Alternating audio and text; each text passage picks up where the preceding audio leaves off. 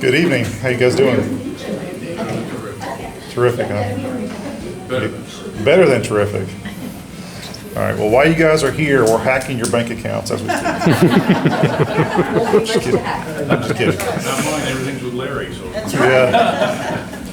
Well, that's kind of why we're here. So, again, welcome everybody. My name is Kevin O'Connell. I'm with PCS Managed Services. We're an IT service company here in Memphis. We're also Radian Partners IT company. So I appreciate Larry. Thank you for inviting us out. This is a very important topic that not just for businesses, but for everybody. So cybersecurity is everywhere. Every part of our lives is now computerized. So this protecting yourselves and knowing how to identify risk is a big thing these days. So I appreciate everybody coming out. Just a little bit, cybersecurity for businesses and for personal are different. So like for Larry and Radian Partners, we do many layers of security to help protect basically your data, right? The customer information, the data that Larry has in his business. We do that, we take many approaches to that, but when we talk about security awareness and cybersecurity, there's one critical layer, and it's the person. So people are the first line of defense. So educating yourselves on how to identify cybersecurity risk is one of the layers that's important to protect businesses and yourself. So just real quick introductions. So we've got Carmen Howman, President and CEO of PCS, and then Joshua McDaniel. So Josh will be giving the presentation. Josh is a lead engineer and cybersecurity specialist with PCS. He's one of the smartest guys around, so yeah. So he'll dig in and show you kind of the different ways that we can protect ourselves, identify the risk, and just keep yourself safe from an ever-growing cyber risk landscape. So, Josh.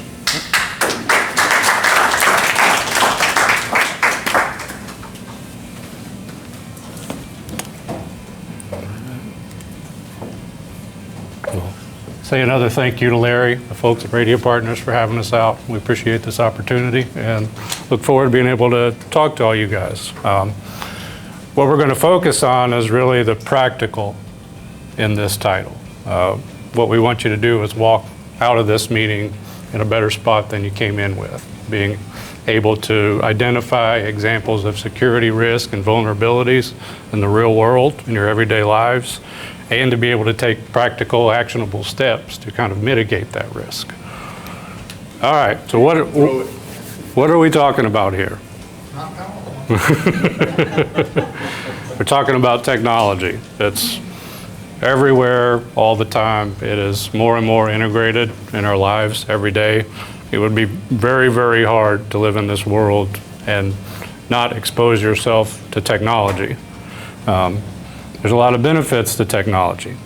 It creates all kinds of automation, conveniences, possibilities for us. There's a lot of things that we can do now with very little work, very little effort, very little coordination, communication, and technology makes all of that possible. It makes our lives easier. That's why the adoption rate is so high. That's why we ultimately use it. There is a downside to this. The downside is that this technology can create complication, dependency, confusion, and anytime you have all of those things, you have vulnerability.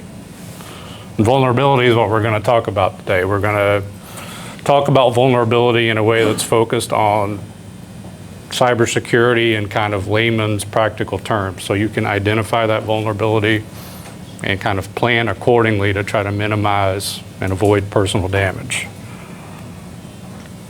And what we're going to talk about specifically is the criminals who understand their vulnerabilities in this technology. They know what its weaknesses are, and they know how to use those weaknesses to their advantage and your disadvantage. The other good news is you don't need to be an expert to use this technology. That's one of the things that makes it great. It's easy. You don't have to know how an iPhone works in and out in order to be able to use an iPhone. You don't have to know the ins and outs of, say, an accounting application in order to, manage your finances. More importantly, and this is geared towards what we're going to be talking about today, you don't need to be a technology expert to understand security risk and what you can do to help protect and insulate yourself from these kind of risks and vulnerabilities. So what is the risk? What are we talking about here? Can probably guess what the first one is.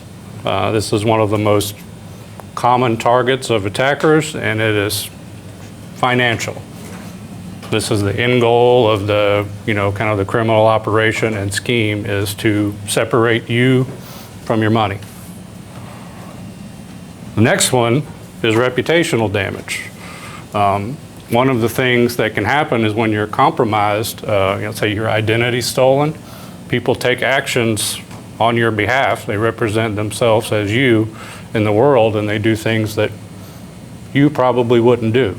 Things that represent you in a poor light. And this is, financial losses. There's some things you can do to recoup that. The reputational damage is a lot harder. You have to, understand the scope of the damage from it, and there's no really automated fix for that. That's something you kind of have to address on a one-by-one basis. The next is just plain old disruption. So by operational disruption, I mean, let's say your credit card gets compromised. You notice that it's compromised. You contact your bank or the credit card company, and they put a freeze on the card. They'll have to send you a new card. One of the things that's going to happen is anything you've got linked to that card no longer works. This is just one of many examples of kind of operational disruption. This could be from, if somebody stole your identity and applied for, 5 credit cards in the span of an hour, or they've applied for a personal loan, or any number of things that they can do with your identity information. Once that is found out, there's going to be a disruptive phase before you can kind of get back and do the things you normally do. The other is just stress. It is no fun at all to be compromised, criminalized, attacked by someone. There's a lot of stress just when you think about the 3 things above. Just thinking about them is stressful. Them actually happening to you and you having to live through it, deal with it, react to it is all very stressful. So who is behind these cyber crimes? That's one of the things we're going to spend a little bit more time on today. Something that you need to keep in mind is there is a person responsible for these crimes, just like any other crime. Some person in the world is doing this to you. It can be real easy to kind of lose sight of that fact because a lot of the engagement and interaction you have with cyber criminals online is it's distant and anonymous, and that's by design. It doesn't feel personal, even though it is personal because someone is, going to great lengths to, deceive, compromise, steal things from you to, cause you trouble in your day-to-day life. So it is important to remember that, when you're dealing and thinking about cybersecurity crimes, that these are real people and they're criminals. So everybody take just a second and just kind of close your eyes and picture a cyber criminal. Try to get a kind of a visual image of what one would look like. Everybody got it?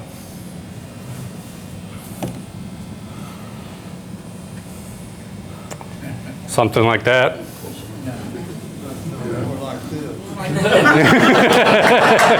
More like me? Yeah. I wouldn't be a very good one based on the way this started off. But I picture people like yourself because you Okay. can either be really good at what you do or you can be really bad at what you do. You can Yep. flip it. Okay. Anybody else? This, different? Nigerians.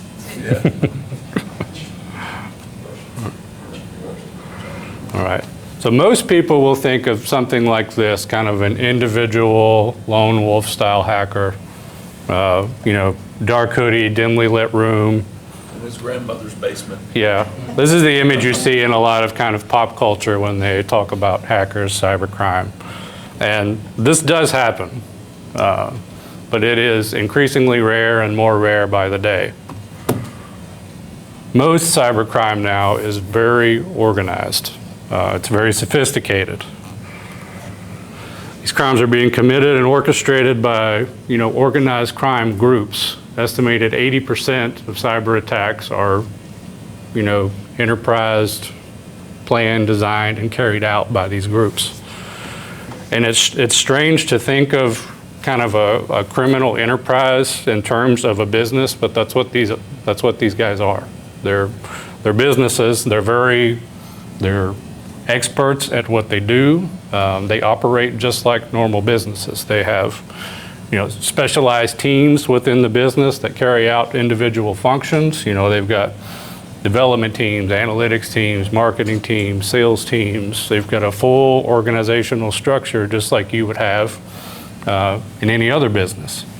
And it's important to keep in mind like the level of sophistication that goes into some of these attacks. It's not really a one-on-one situation. It's an entire organization of people who are working together, sharing their expertise, coordinating with the sole purpose of compromising, criminalizing you.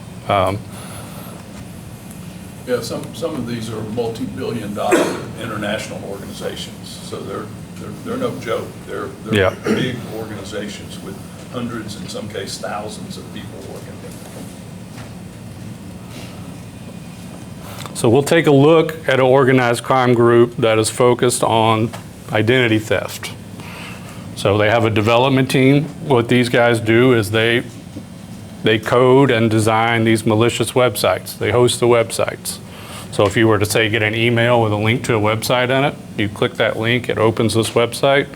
There's a development team in the organized crime organization that has designed and coded that website.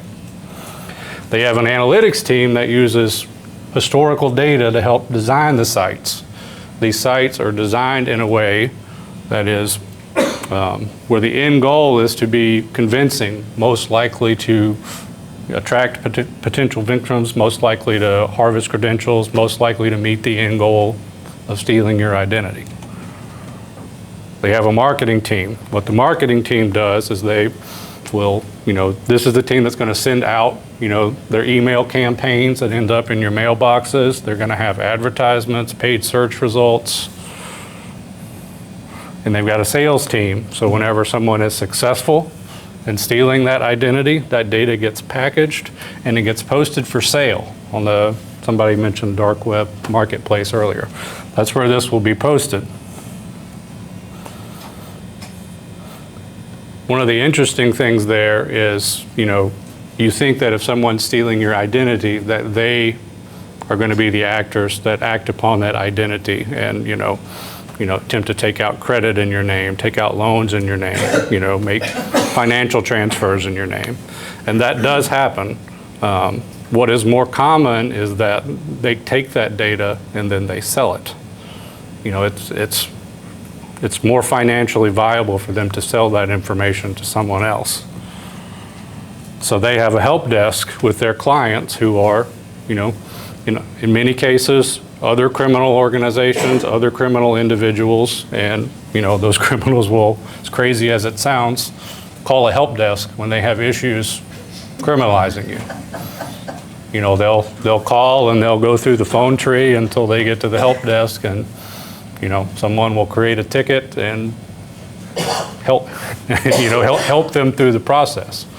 It's wild to think that this happens, but this is how these organizations work. They're very organized. They are illegitimate businesses is a way to think about it. They've got a management team that helps coordinate the efforts of all these other operational teams. So the last group here are kind of your executives or ringleaders. These are the people who are kind of at the root of the criminal enterprise for designing, implementing the schemes, putting the whole thing in motion in the real world. This is the group that collects the big dollar payouts, and they, like a lot of criminal organizations, like say, the mafia, for example, they often work at a kind of a distance from the day-to-day operations. A lot of the time, the people on the operational teams don't have any real day-to-day interaction with these people. The reason they do this is pretty obvious. It's because these are crimes. They want to distance themselves from the day-to-day operations as much as they possibly can. And those people can go to jail for that. That is typically what happens. If anyone goes to jail. If anyone goes to jail at all, it's an operational level person that is replaced, and the organization goes on. I mean, these companies operate in as much immunity as they can. And many of them are state-sponsored. Exactly. The Russian government, the Chinese government, North Korean government are sponsoring these guys, so they've got protection. Yep. Some of the guys behind these are people that you hear about. You always hear about oligarchs in Russia and Ukraine and all. Some of these oligarchs are behind some of this organized crime in cybercrime. So they're protected by Putin and Xi and all. So they're not going to jail. Yep. But people down the line might go to jail. Occasionally it happens. Not very often. They're just really difficult to catch. Yep. They have the legal protections, like Carmen said, and they also have vast financial resources, which is what allows them to kind of, a company like this may have hundreds or thousands of employees. That's, Quote-unquote employees. yeah, that's not inexpensive. It takes money to operate and run businesses like these, and they are very well funded in lots of cases. So we'll go back to our kind of lone wolf hacker guy for a second, because he comes back into the mix here. Many of these individual types are the exact target market and client base of these big organized crime groups.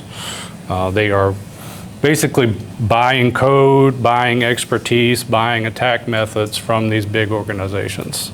This guy is the one on the phone with the help desk, creating a ticket when he has an issue with the identity data, When he can't deploy the virus to Yeah, when he can't. He calls them and they help him fix it. Yep. So this is the business model. It's kind of cybercrime as a service. Yeah, this happened recently. Have you guys heard the Change Healthcare hack, United Healthcare? So the initial person that deployed the ransomware virus, was a customer of a larger cybercrime organization. He purchased the code with the software to initiate that. So the problem was there's now a chain of people, and when they went to pay out the ransom, because they didn't have backups and they couldn't get their data back, they were paying multiple people along the line to try to get their data back, because it was not one person involved, it was a string of people involved. So that's especially in large enterprise hack attempts and those things, it could be hundreds of millions of dollars. There can be multiple people involved in those hacks. Yeah, a lot of the times these people criminalize each other too. They'll sell the code, they'll sell the expertise, and when it comes time for the payout, the middleman gets jumped. It goes back to the big organization. It's actually what happened. Yeah. The first guy got paid, I think it was $580 million or something like that. And then, but he was not storing the data. The company who first created that he bought it from was storing the data. So you didn't pay me, I didn't get it, so they didn't release anything. yeah. So that's why it took so long. I don't know if you guys, I'm sure your providers and doctors and industries you're in, you probably heard about this, but it took a long time just to get through. Yeah. No honor among thieves. Nope, there is not. So having that information out there, one of the things we're going to talk about now is kind of what are some common attack methods are and practical things that you can do to help mitigate that risk, proactively prevent those kind of attacks, vulnerabilities. So we talk about user authentication. Authentication is just a fancy word for how you identify, validate yourself with the businesses, services online that you interact with. This is typically usernames, passwords, might be an account number. It's basically how you say, you know, I'm Josh, this is my bank account. I'm Josh, this is my Netflix account. This is one of the most common points of attack for bad actors online. What they want to do is get your credentials and impersonate you, and that's kind of what kicks off the criminal scheme. There's a couple of ways they do this. One is called a brute force attack, and it's a lot like it sounds. This is when they try to guess your password just over and over and over and over using every possible combination of characters. What's important to remember is that this is not, you know, a lone hacker. This is not an individual sitting at a keyboard, you know, manually entering password combinations until they get it right. This is automated code, a lot of the times that has thousands and thousands of computers and automated compute resources, not manually, but automatically entering in all these credentials until one is successful. When one's marked successful, it, you know, sends an automated message back out to the bad actor, and they take action with those credentials. The other method is a dictionary attack. It's similar to a brute force, but this is when they try to guess with a predefined list, or what's often called a dictionary of passwords. So these lists often contain common weak passwords, you know, like password 1, password 123, you know, summer 2024, those kind of passwords. These lists also contain known compromised passwords. These lists and dictionaries are bought and sold on the dark web marketplace. So one of the things that happens, you know, if somebody is successful with, say, the brute force method or with this dictionary method, now they've got a credential. When they get enough of them, they put it in a list, they post it for sale. So your information's kind of a currency in the dark web marketplace. And again, this is code and automation that's doing all of this. There's, you know, thousands upon thousands of combinations, you know, in a 15, 30-minute span. I've got a question. Mm-hmm. How is it if they've got a bot trying to log into your some hacked account?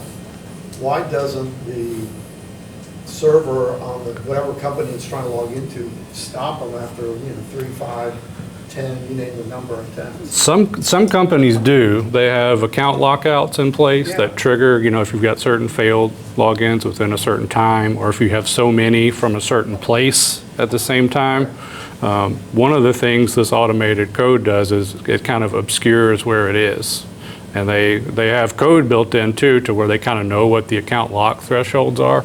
So they'll try, you know, once they know what a username is, which is pretty easy to figure out, you know, the code is kind of designed where it punches in these credentials in a way that's designed not to trigger, you know, some of the security procedures on the back end. I mean, that would be a great place to have some AI on the other side. Mm-hmm. Yeah. Track, if you've had this user ID, you know, who cares how many places it came from? If they trying to hack in, they had to issue an alert or something. Yeah. And, you know, security is getting better and better. The security default to a lot of application vendors is getting better and better to include those kind of things. One of the challenges with security, as you know, a lot of the times it's reactive. You know, you have a security problem, you solve it. The bad actors try to come up with some kind of loop or workaround. So this is one of the things we'll talk about towards the end, is how AI comes into all of this. So one of the best things you can do to protect yourself is to use a password manager. Password manager is basically an application, can go on your phone or your computer, that can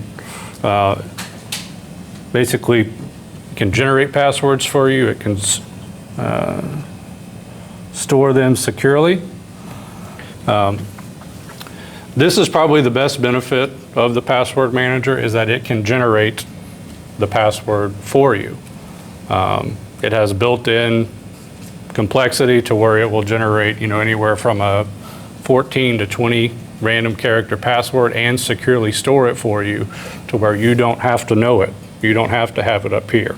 All you have to do is have access to the password application.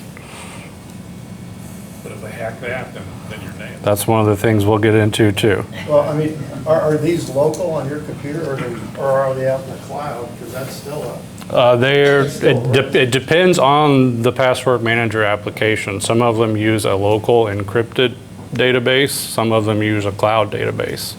In all cases, they're encrypted, and in all cases, they have complexity and what we'll talk about in just a second, multi-factor requirements to access the The application. other risk is if they're on the cloud, depends on what country they are stored in, because governments can get to them as well.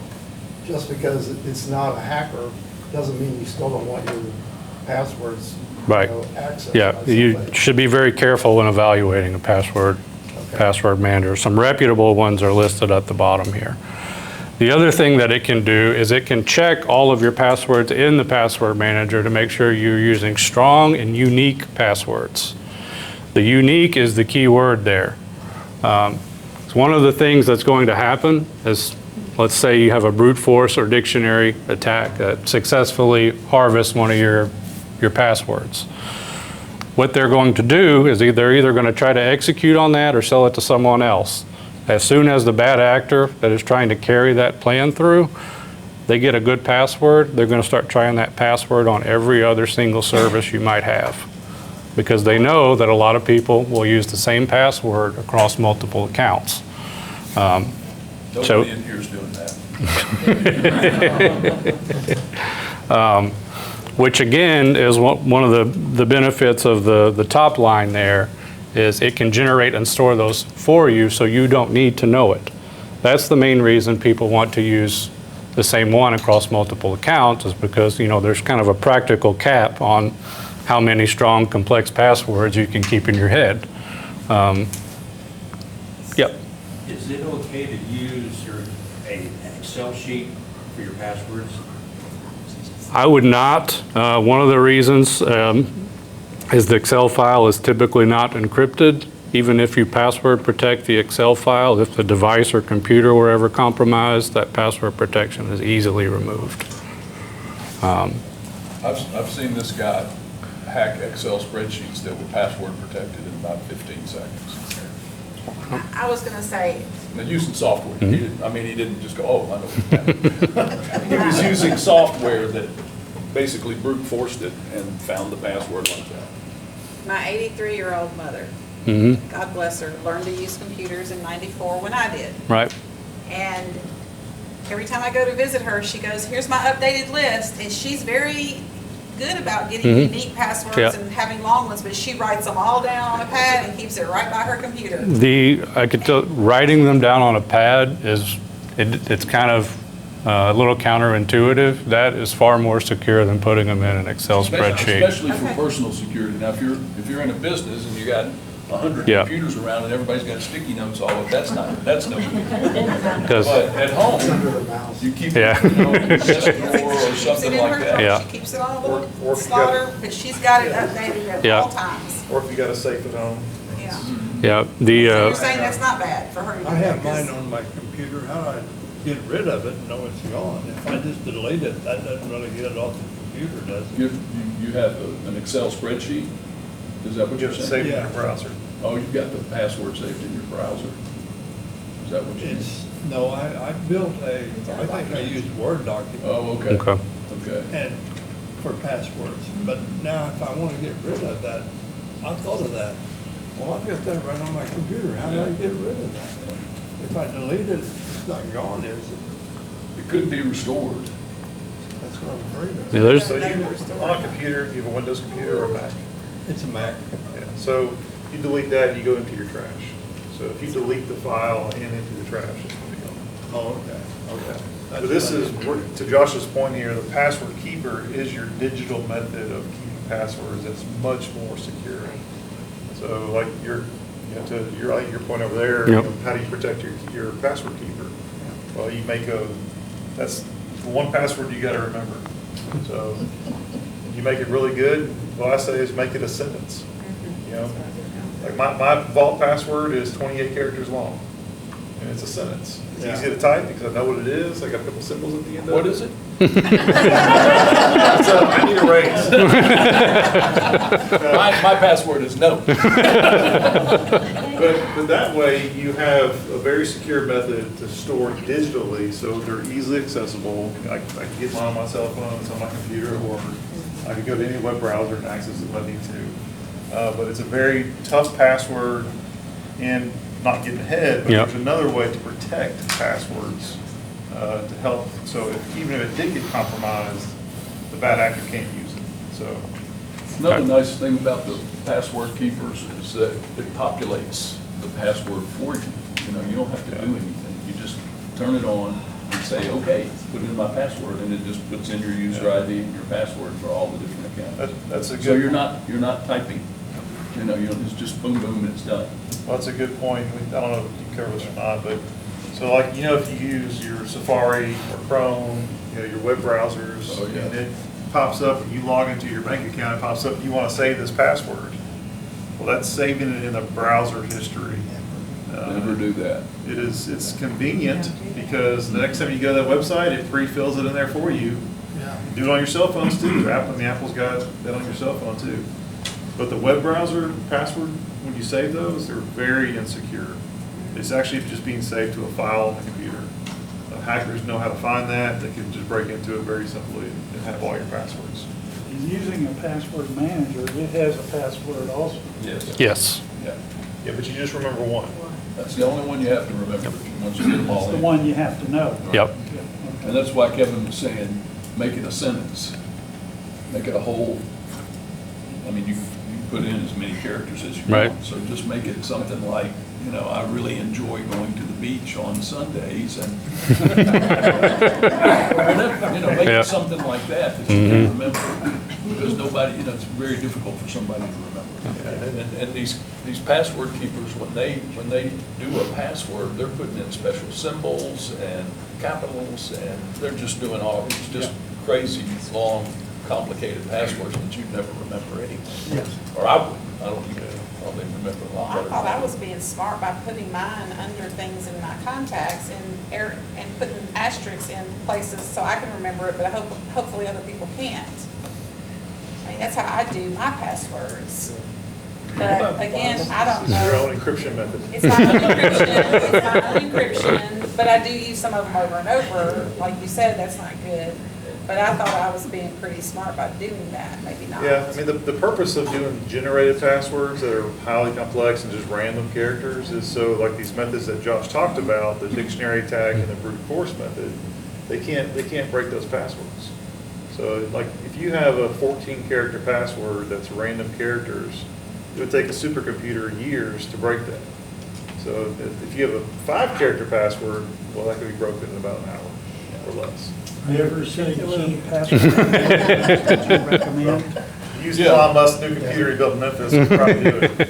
See those three logos down at the bottom there are all password managers. Oh, okay. So Yeah. one's called Keeper, LastPass, and Dash. You know, one thing for everybody here, if you have an estate plan, whoever's gonna be your executor needs to be able to get to your accounts. And if you've got it, who knows where, it's gonna make it very hard for them to be able to access financial accounts and do what they need to do. We just went through that when my mother-in-law passed away last summer. Yeah. And it's something else to consider. Right. Yeah. So that's a good point. Like, I export my Keeper vault, my password vault. I export it every so often, and I save it in my safe in my, you know, my planning folder. So that way, Those you are know, all on the App Store. Yeah, Mm-hmm. Yep. yeah, they are. And yeah, Keeper and LastPass both have a free edition, so they don't cost any money. Good. Is it No one. advantageous to use a unique username? Because I use the same username for a lot of things. It does increase security, because if your username were known and compromised, that could not move laterally. That is really the point of uniqueness is, you know, it's a proactive measure. So in the event that one of your accounts does get compromised, the scope goes from here to here. You know, we've got one, let's say my Netflix account is compromised, but everything else is okay. Or this one financial account is compromised, but everything else is okay. The other thing that, not to stay on this too long, now we're going forever, because we're going to keep it simple, remember? The other thing that these password keepers allow you to do too is to share your password, right? You can share your keeper password account. You do like a family plan. Yeah. So someone else can have access, but they won't actually see the passwords. They can just use them. Does that make any sense? Yes, Okay. especially with an executive thing like you're Yeah. talking about. She and I Right. could share the same account. Yeah. Yep. That's really useful for services that like a family or household might use that don't give unique accounts to everyone. You know, joint accounts, utility accounts, things like that. Yes? I didn't get the answer about the lady who kept all of her passwords written down. Written down? So that's a bad thing. No, he said it wasn't. It's not necessarily a bad thing. It's, I wouldn't recommend it over using a password manager, but it is better than storing them in your browser, storing them in a Word or Excel file, because, you know, if your device is compromised, none of your passwords are there. You're just, physical theft is basically the only vulnerability you have. And if you've got that, you know, in your home that's got locked doors and a security system, that's, you know, it's not necessarily an ideal method, but it is more secure than some of the other common ways of storing passwords. I think we touched on some of these. The only thing we probably didn't was a lot of these password managers provide built-in dark web monitoring for your accounts. So if your username or services in your password manager shows up on the dark web for sale, they can alert you to that, so that you know your name, your username, or your credential is in one of these dictionaries or lists that we talked about earlier. That's very useful information to have, because a lot of the times you would think that if your credential is compromised, that they will execute on that right away. Many times they don't, because it takes them time to package and sell, you know, and it takes some, you know, they're in a marketplace, so there's got to be buyers for it. So a lot of times there is a long enough time gap between when the credential is on the dark web and between when it's actually acted upon. So if you have dark web monitoring, many times what you can do is kind of get in front of that problem before it's, you know, a problem that affects you and disrupts your life. And Carmen mentioned that, you know, these mobile apps and browser extensions can autofill. You know, if I go to Netflix.com, or if I pull up, say, my AT&T app on my phone, it can autofill that credential as long as I'm already authenticated with the password manager. Next thing we'll talk about is very relevant for a password manager is multi-factor authentication. Who here uses multi-factor authentication for any of your services? Who uses it for all of your services? I just use it at work. You don't count why you But I put know it in. All right. So this and the password manager are the single two best things you can do to prevent kind of user account-based compromises. And most of you probably know, but multi-factor is when, you know, say I'm logging into one of my applications or services, I put in my username, password, and then there's an additional factor I have to do. They send you a text. It can be a text, it can be a phone call, if, sometimes it's a push notification to your phone. A lot of times your bank will have something like that in place when you log in to your bank account. You know, most of you probably do something like that. One thing I don't like about it, there's one that I have that it uses email instead of text. Usually they have an option. Yeah, You but I can, haven't been able to find that. Yeah. yeah. And this is becoming more and more of just a mandatory, like permission to play type thing with applications and vendors. It's because it's a security risk for you. It's also a security and reputational risk for them. You know, if you know, your account gets breached or other accounts at their service get breached, it looks bad on them, you know. It makes them look like kind of worse of a competitor in the marketplace when they've got another vendor that has, you know, stronger security and can protect your information better. So if any of your applications and services support multi-factor authentication, I would get that set up as soon as you can. Because what this ultimately does is even if your username or password are compromised, and one of the methods we talked about earlier, the bad actor will still not be able to execute on that without providing the additional factor. Getting a text message or a phone call to your number or getting a push notification to your phone is very difficult for them to do without, physically kidnapping you. If they've done that, you might have worse problems than identity theft. But this multi-factor is something that I believe it's mandatory on even the personal editions of most reputable password managers. They will have a complexity length of the password that you use to get into the application, and they will require some form of second factor authentication. So it's very important to have layers and layers and layers of security on everything, but specifically with your password manager, because once you're in there, you've kind of got a lot of access. Yeah, and these things too, a lot of your web applications, websites, banks, all those things, they may ask you to set up two-factor or multi-factor authentication. And some, like Josh said, most of them are requiring this now, but some are still saying skip for now, ask again later. We encourage all of you, to try to have the second authentication method on all your accounts. And even if it doesn't force you to do it, if the option's there, go ahead and enable that. Yeah. Mine, the only time I've really seen it is when I've gone to change my password.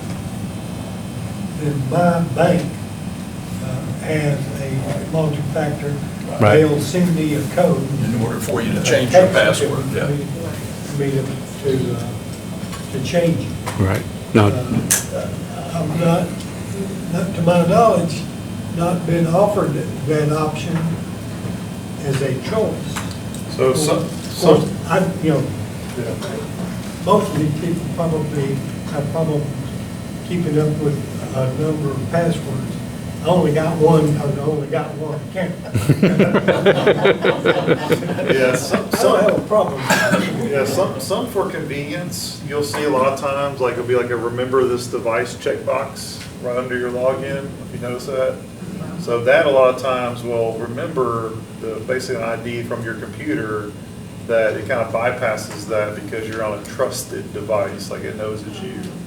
But at a period of time, like when your password expires, it wants you to re-authenticate again and do that. So there are some convenience ways around this that let you get by, but if you think about it from like a person in Russia that tries to log into your account, that's not a trusted device. So even if they have your username and password, they're not going to have that authentication method, that code to put in, so it's not going to let them in. And not all apps, support multi-factor authentication. So you may be just dealing with an application, or your bank may not have it deployed all the way through. Yep. If any of your vendors do not support it, or you have questions about how to enable and configure it, I would definitely reach out to them.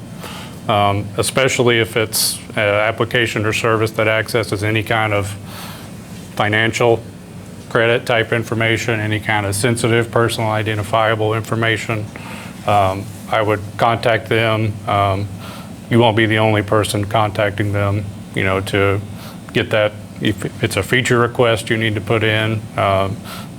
And if you're doing business with people who, are handling your money, have information about you that could put you at serious risk if it were compromised, I would enable MFA, and if they can't support it, that would kind of be a trigger for me to start looking elsewhere, because that is one of the single best things you can do to protect yourself.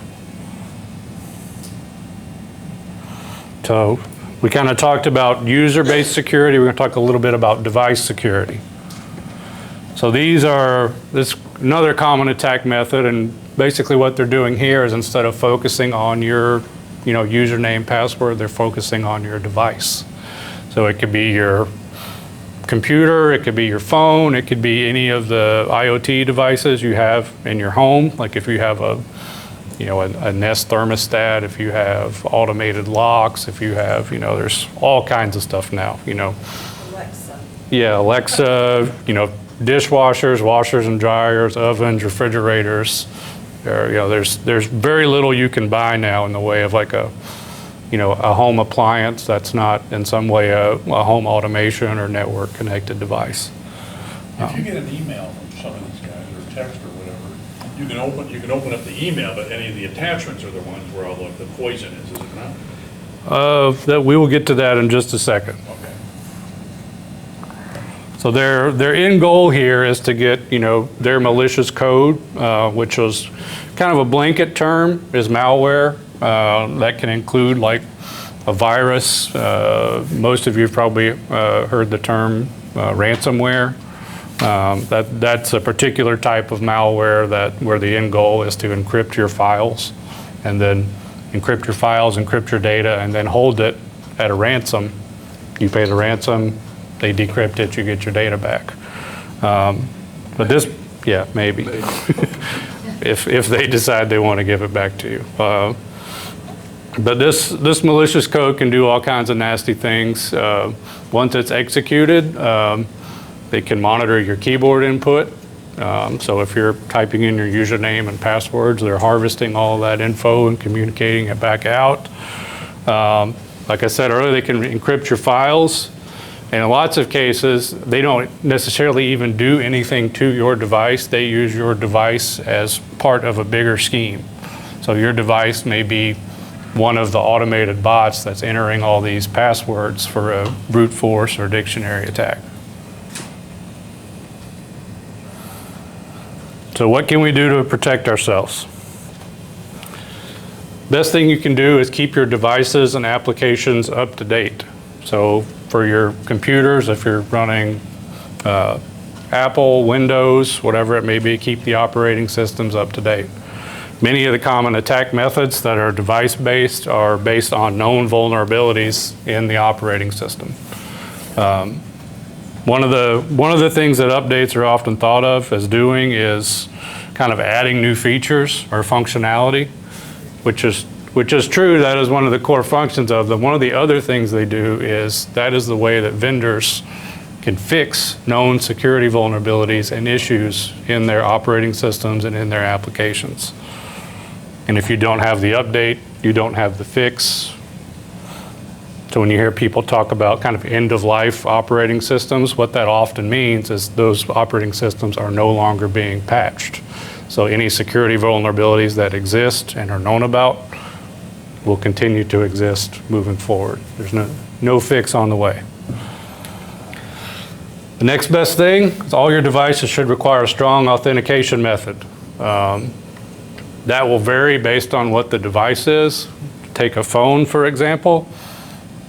If I power my phone up, it should do this. I shouldn't push the button and it takes me right to the home screen where all my apps, files, email, all that is. You should have to do something like this. Thumbprint, face recognition, it can be a PIN code, it can be a swipe pattern.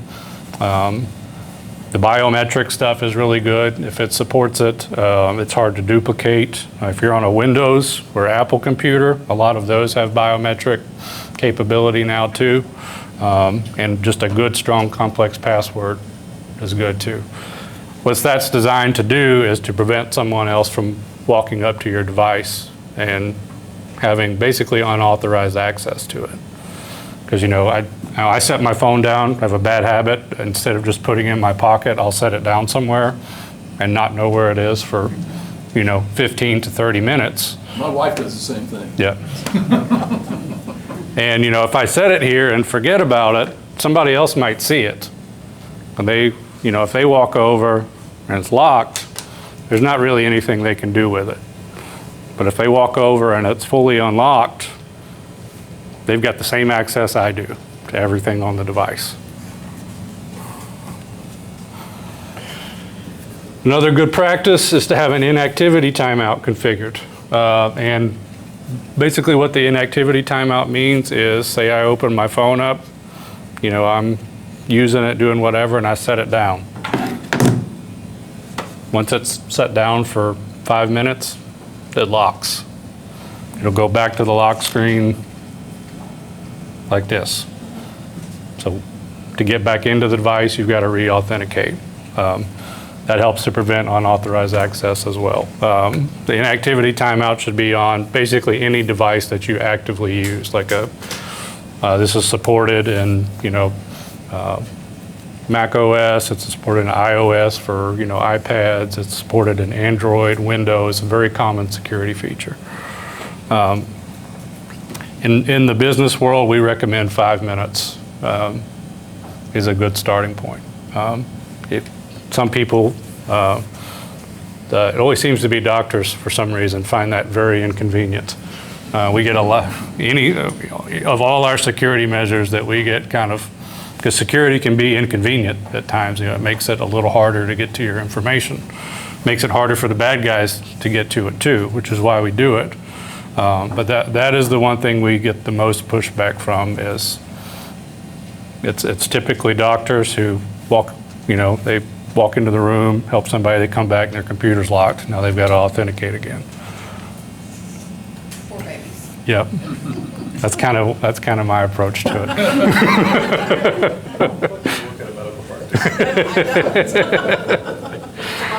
It's not always doctors. It's doctors a lot of the time though. So use only trusted, reputable applications. So on your mobile devices, you should never use a third-party app store.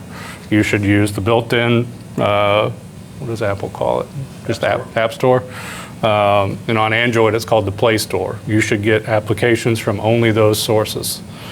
One of the reasons for this is because the default app stores have security processes, they have regulation, they have process in place to help prevent malicious applications from getting in the store in the first place.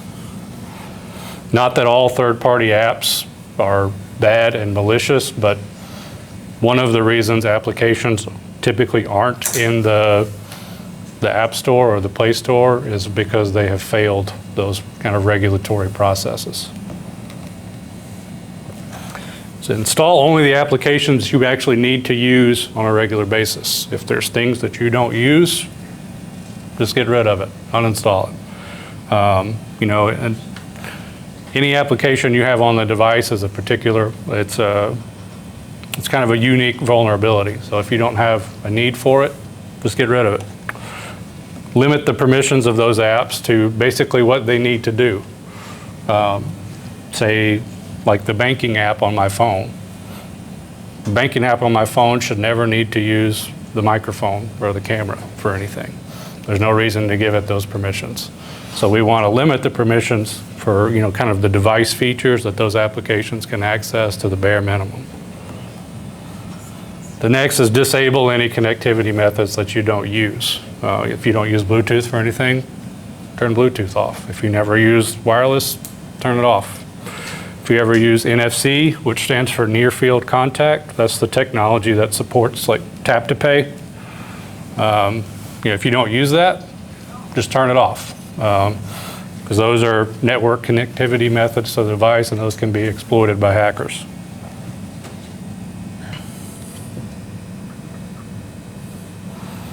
So a very important one here, avoid public wireless networks if at all possible.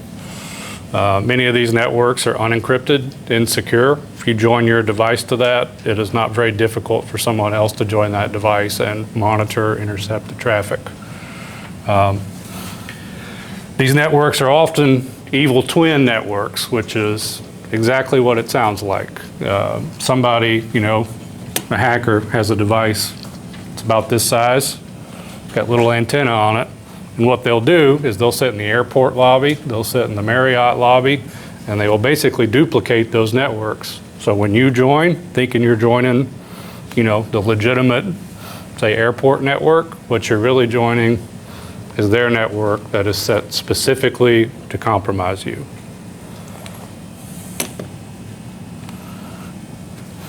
So the best way around this, as cellular service and connectivity has gotten a lot better, is just use the hotspot service on your phone. That is a network that only you are on. Last thing, avoid public charging stations. These, it's another thing that you see in airports, hotels. It's a kiosk kind of like this with a bunch of cables coming out of it. You go plug your device up. There's been several FBI reports about these kind of charging hubs being compromised. And when you connect your device, they inject malicious code through the USB port of your device. It looks like it's just charging your phone, but really they're compromising your device. They call this juice jacking.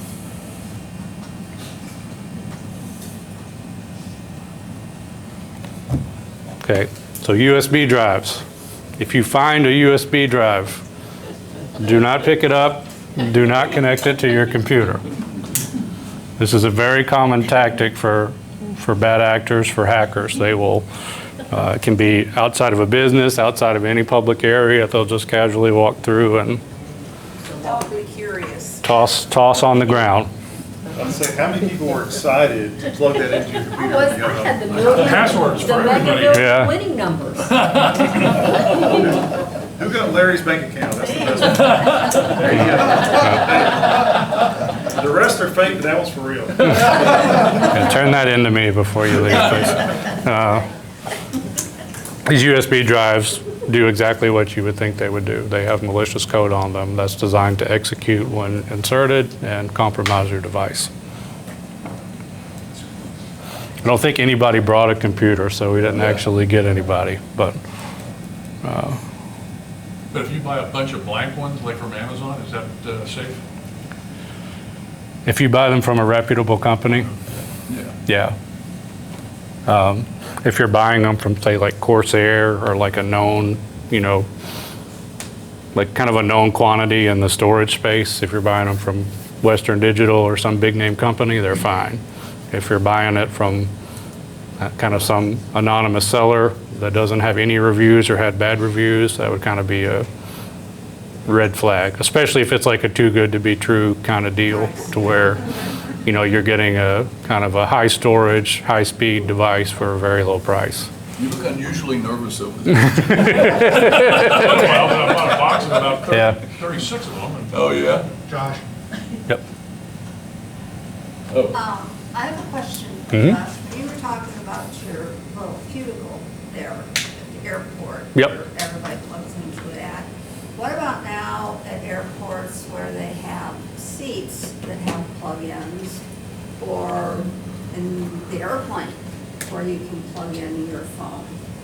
The airplane I wouldn't worry as much about. The ones that you really want to worry about are the ones that are in kind of high traffic public areas, because they're attempting to compromise these particular devices because there's so much traffic in and out of there. It's Is it the paid charging stations to be concerned with, or is it any charging station provided at the airport? the paid charging stations are much less likely to be compromised. It's typically the free ones and the ones that are in very high traffic areas, because what these criminals are trying to do is they're trying to get kind of a bang for their buck. They want to get a bunch of compromised devices with the littlest So even work like possible. your chair, like if you're sitting in the airport and they have the, right there. Like at the gate, sitting Yeah. at the gate? Right. Yeah. Yeah.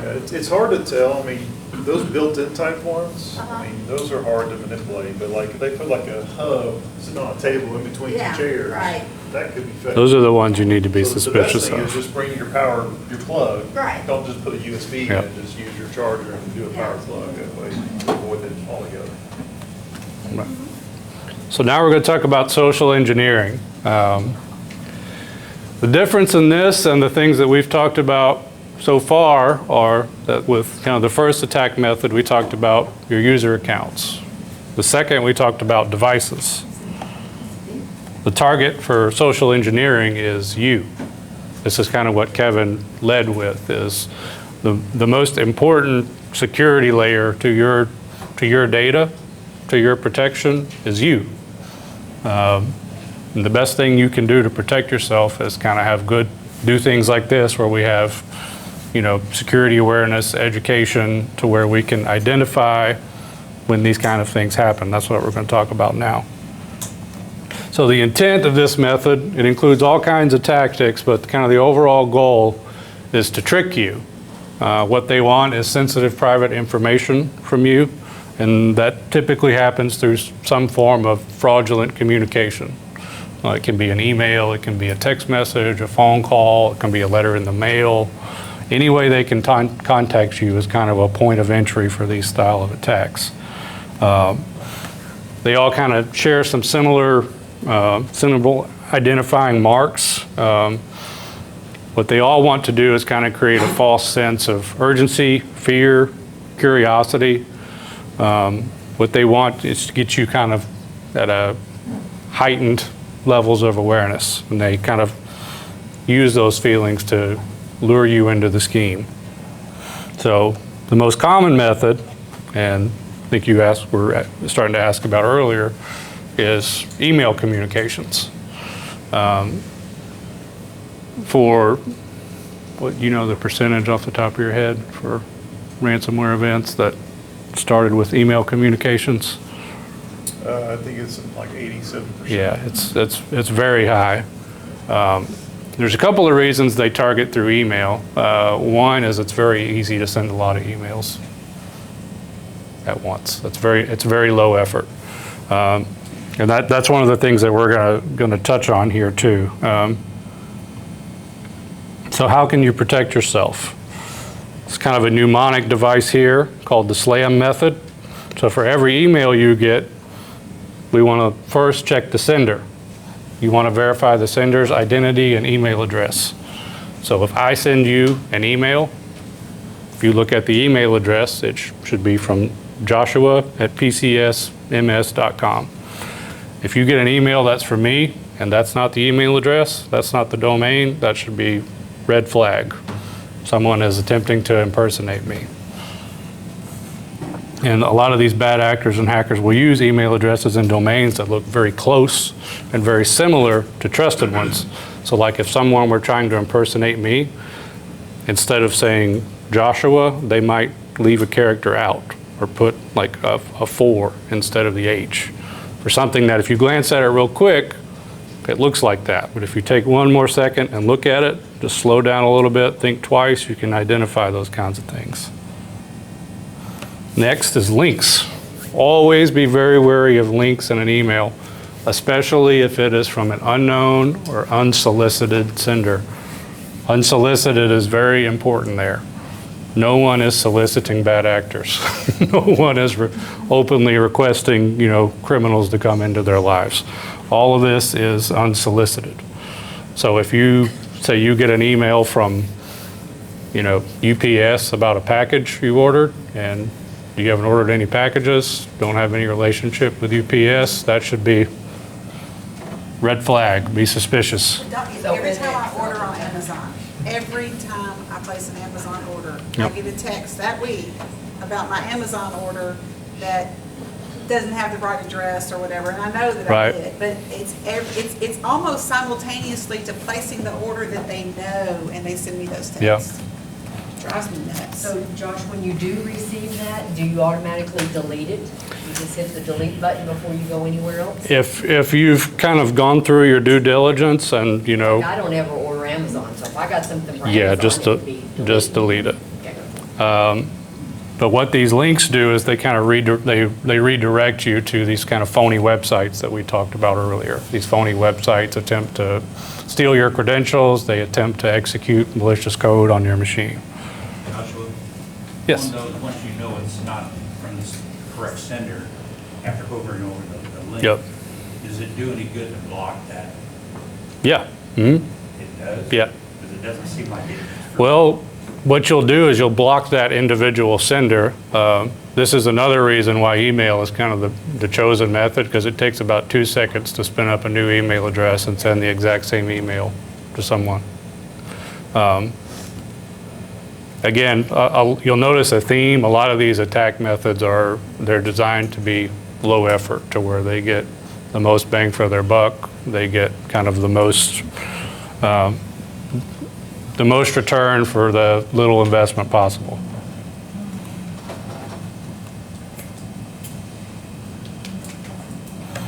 So attachments, just like links, be very, very careful with attachments in an email, especially, again, if it's unsolicited, unknown. If you get an attachment for, what's one, I got a good one the other day. It was from a law office about, inheritance I had that had a link to a PDF file in it. That should be unsolicited, and it's got links, attachments, red flag. Be suspicious by default with email. And the actual message, the body of the message. Carefully review the content. This can provide all kinds of clues about its legitimacy. If you're getting emails from Apple that have, very, yeah. Yeah. Be careful. Misspelled words or whatever. Yep, so we'll look at a couple examples. This is one from Apple here. They have access to that. Exactly. So look at our sender address domain. It shows it's from the Apple Store, but the sender address, the domain is itsupport.care. If you get an email from Apple, it will be from the apple.com domain.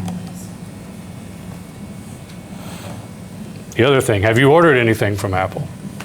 If you have not, that should be a red flag. That link right there, see the little hyperlink? These links are often, it's a link to an invoice, it's a link to an account number, an order number. If you click that link, they're going to try to get your credentials or execute some kind of code on your machine. Here's another one. This is actually the one I was talking about. This law office invited me to review the document. I have no relationship with this law office at all, and when I look at the sender information, it's from customer-portal.info. The domain has nothing to do with the law office at all. Social media will be real quick on here. Be very careful and limit what information you put about yourself on social media. If any of this information is available publicly, criminals will use this to tailor their social engineering specifically to you. Much more targeted attack. If the more information they have about you, the more carefully they can craft their schemes and target them specifically to, your weaknesses, your vulnerabilities. Lock down the privacy settings. Only trusted associates, friends, family, people you know should be able to access your social media profiles.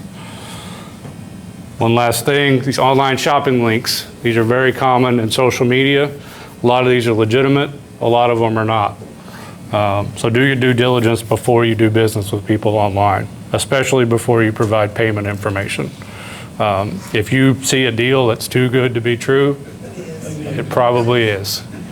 So one of the easiest things you can do, and it's very quick, search for these businesses independently. Just pull up Google or Bing or whatever your search engine is and type in the name of the business. It's pretty easy to find out if somebody's a reputable company or not.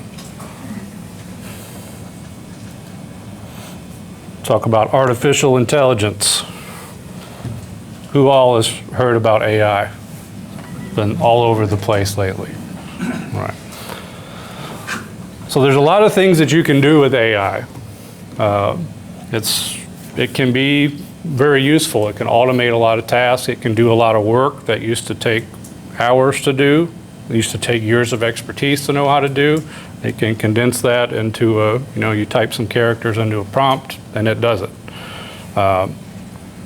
It can do some incredibly useful and great things. It can also be a challenge because not only the good guys have access to AI, the bad guys have access to it too. They can use AI to basically amplify their schemes. Write better letters.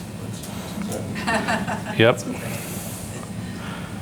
So what AI does is it basically lowers the barrier of entry for criminals. People who are good at this, like anything else, it takes time, it takes resources, you have to work at it. AI can kind of take a lot of that time-consuming work out. So the knowledge and effort level required to kind of live in the cybersecurity crime world now is lower than it's ever been. The reason for that is these things it's much easier to do the same work with less resources now. So things that you can use AI for is to write advanced code, malicious code. It can help, like you mentioned, it can help generate more convincing phishing emails. You know, emails that have natural speaking language, emails that have correct grammar. And one of the things that we're about to talk about a little more is it can create deepfake, voice, audio, image content for very high-end, sophisticated social engineering attacks. So a deepfake, who has seen a deepfake or heard the term deepfake? Okay. So this is basically an image, audio, video, it's any kind of medium that has been altered and manipulated with the intent to kind of misrepresent and deceive. Several identifying characteristics of deepfakes. A couple of years ago, when these AI deepfakes first started coming up, they were a lot easier to spot than they are now. The technology's gotten better, but if you know what to look for now, it's a little easier to identify.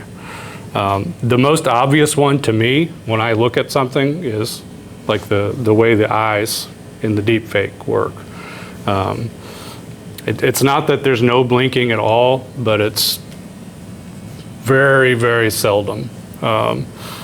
And one of the things with blinking is, you know, if you talk to someone, you don't really notice how often they blink because everyone blinks all the time. Your brain gets conditioned to seeing it. So when you're watching one of these deep fakes and something feels off that you can't quite identify, that's often what it is. It's it's not a natural movement of the eyes. The other thing is facial morphing. You'll kind of see a little bit of pixelation in the face. One of the real obvious ones is kind of a distance between the audio and the visual movement of the lips. It's not quite syncopated the way it needs to be. So real quick, so this is all video. A big one that's been happening lately is phone calls. So these tools now, they can have just a few seconds of your voice, like maybe from a voicemail, like reading, or some kind of recording of you from a video or from Facebook or wherever. They can take that voice and manipulate it to sound like you. Or really what we've seen a lot of is, this happened to my mom's neighbor just a couple weeks ago. Like someone called acting as their son, their kid, and said, "Hey, I'm in a lot of trouble. You know, I need money." You know, but it sounded just like them. They completely manipulated the voice to make it sound like the person, and you know they fell for it. They started sending money. Yep. So like it's not just video and stuff on your computer. It can be phone calls now too. So you know, a good thing to know if you have family members. Come up with a little code or a password or some kind of keyword just to verify, you know, or some way to identify that is the correct one, especially in like some kind of situation where, hey, I'm in a lot of trouble, I need money right now. Okay, what's our first dog thing? You know, like whatever it may be. Right. So it could be through the computer, it could be electronic, but it can also be voice now as well. One of the other things to keep in mind with these is a lot like we talked about with the phishing emails. If somebody is speaking or acting out of character or in a way that is unusual, you know, that should be especially if they're trying to create like a sense of kind of heightened awareness in you, or the urgency, fear, curiosity, that should kind of be a red flag for you to slow down, maybe take a second look at this and evaluate that this is legitimate, especially before we start transferring money, providing sensitive information. We just want to take a beat, think it through. Where would a video like this show up? Are you talking social media? Or? It can. That's a common place for it. It can be in an email. It could be in a text message. I mean, campaign video. Yeah. I imagine social media election year is going to be a hotbed for deepfake. I'm only encourage you to call your son or your or your grandson or granddaughter before you ever think about sending any money. Mm-hmm. Yep. Okay, because when they pick the phone up and say, are you on the right? They say, yeah, what's going on? Yep. Have a Yep. baby. Too much. Yep, it's important to kind of take that beat, do a little extra verification, save you a lot of trouble, a lot of hassle. And this is kind of what we started with, is the most important thing you can do to help protect yourself is just improve your awareness level and to, you know, kind of what the common attack methods are, what you can proactively do to prevent those, and, you know, just put those things in motion and stay diligent. So I want to show you one deep fake, and then we'll get into the Q&A.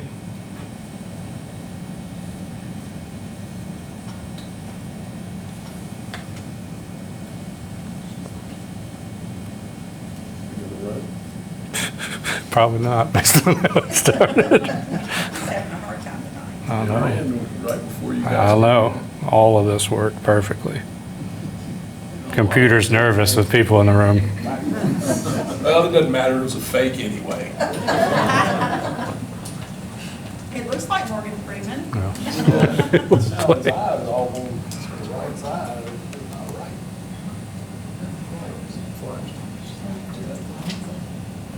It's the computer. That's why it's not executing the clicks and stuff correctly.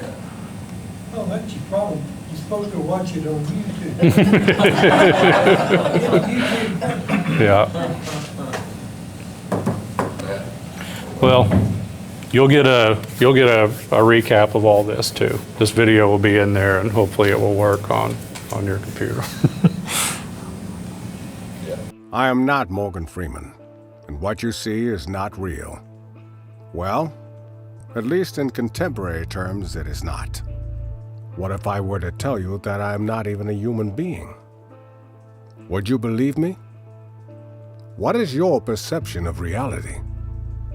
Is it the ability to capture, process, and make sense of the information our senses receive? If you can see, hear, taste, or smell something, does that make it real? Or is it simply the ability to feel? I would like to welcome you to the era of synthetic reality. Now, what do you see?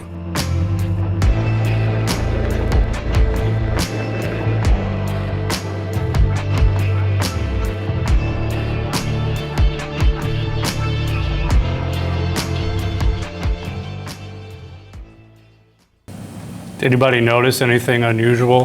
His eye, left eye. On the unnatural eyes and a little bit of distance between the audio and video. All right, well, thank you, Josh. Yep. That was,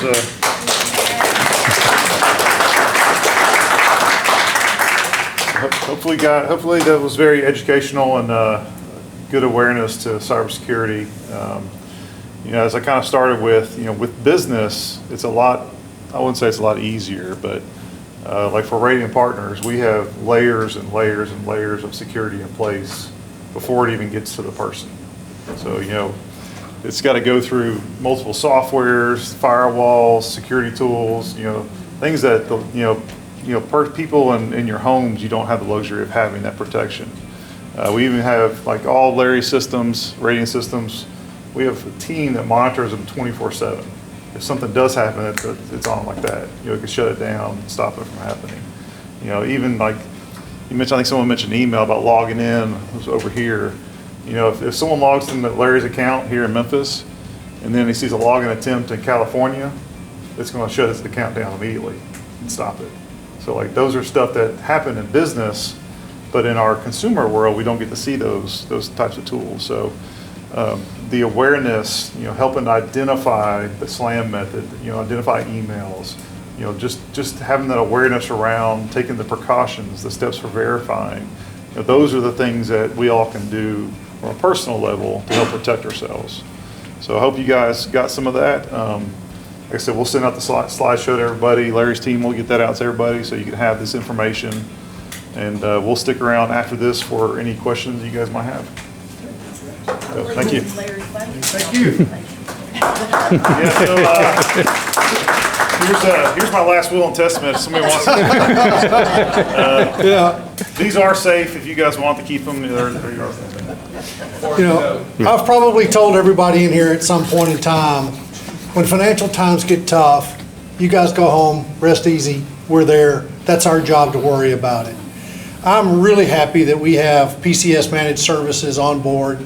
They test us, they send us fake phishing all the time, they're testing us. They have so many levels of security that's there for your protection and ours. I think adding them is one of the best things that I ever did, and we sleep much easier at night knowing that they're on the job 24/7 for all of us here.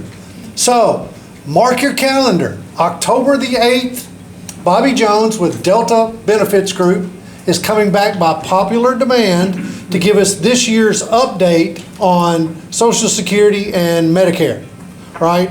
This was an excellent presentation last year. It's real educational about everything that's happening in the Medicare plan and how it compares to Social Security and all that. So that's October the 8th, same bat room, same bat time. Good night. Be aware. Thank you.